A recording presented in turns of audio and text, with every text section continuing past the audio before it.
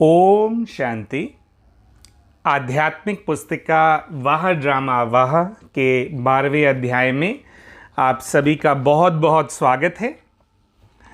पुस्तिका के नरेशन में जिन अनुच्छेदों को आज हम पढ़ने जा रहे हैं उनमें से पहले अनुच्छेद का शीर्षक है अनुभवी आत्मा बुरे में बुराई को न देख अच्छाई ही देखेगी।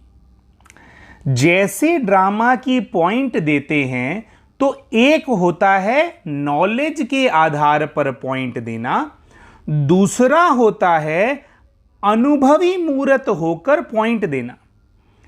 ड्रामा की पॉइंट के जो अनुभवी होंगे वह सदा साक्षीपन की स्टेज पर स्थित होंगे, एक रस अचल और अडोल होंगे।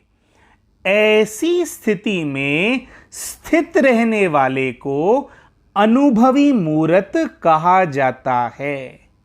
रिजल्ट में बाहर के रूप से भले अच्छा हो व बुरा हो, लेकिन ड्रामा के पॉइंट की अनुभवी आत्मा कभी भी बुरे में बुराई को न देख अच्छाई ही देखेगी, अर्थात स्व के कल्याण का रास्ता दिखाई देगा।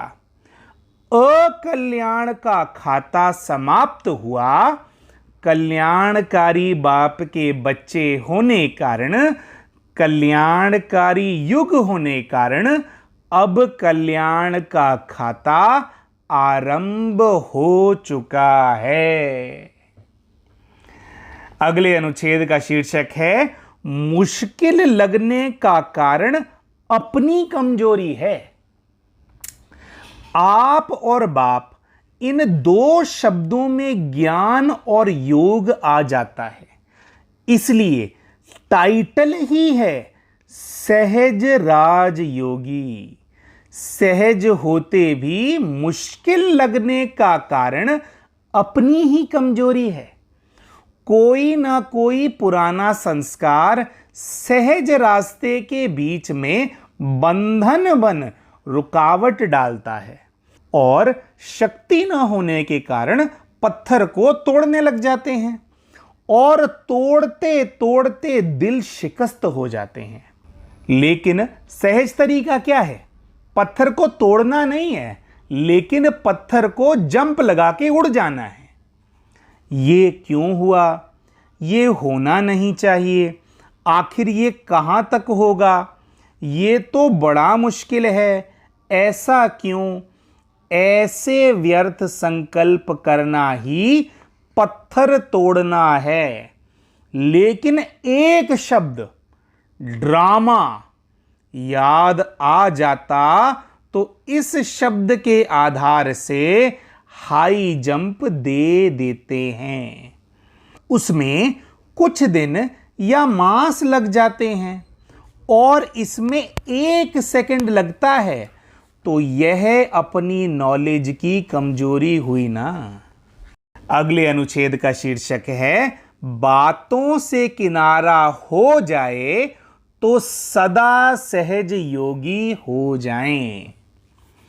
कोई भी मुश्किल कार्य आत्माओं के ऊपर आता है तो किसके पास जाते हैं? या बाप के पास या देवात्माओं के पास।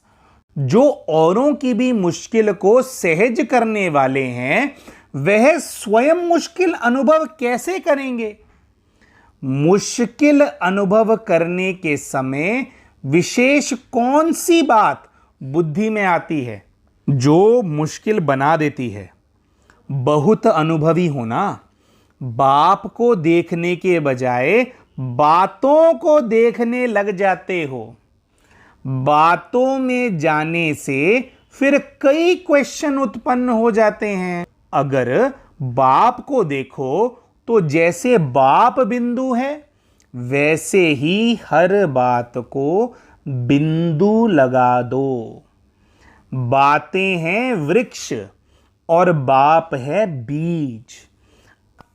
आप विस्तार वाले वृक्ष को हाथ में उठाना चाहते हो, इसीलिए ना बाप हाथ में आता है ना वृक्ष। बाप को भी किनारे कर देते हो और वृक्ष के विस्तार को भी अपनी बुद्धि में समा नहीं सकते हो। तो जो चाहना रखते हो वह न पूरी होने के कारण दिल शिकस्त हो जाते हो। दिल शिकस्त को कोई छोटा कार्य भी मुश्किल लगता है। दिल शिकस्त की मुख्य निशानी होगी बार बार किसी न किसी की, चाहे परिस्थिति की चाहे व्यक्ति की, शिकायतें ही करते रहेंगे और जितनी शिकायतें करते उतना ही खुद आपे ही फंसते जाते, क्योंकि यह विस्तार एक जाल बन गया है। जितना ही फिर उससे निकलने की कोशिश करते हैं उतना फंसते जाते हैं। या तो बातें होंगी या फिर बाप होगा। बातें सुनना और बातें सुनाना यह तो आधा कल्प किया ही है।